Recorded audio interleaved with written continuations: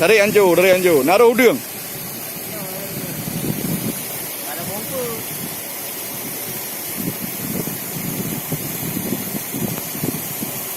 Dah, ditarik je water.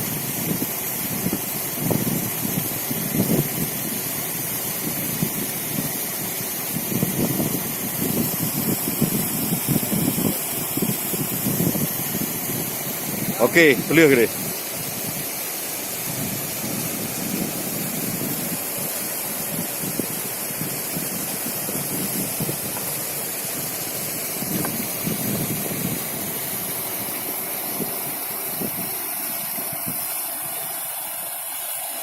Nah, tabuh petaknya apa di luar je?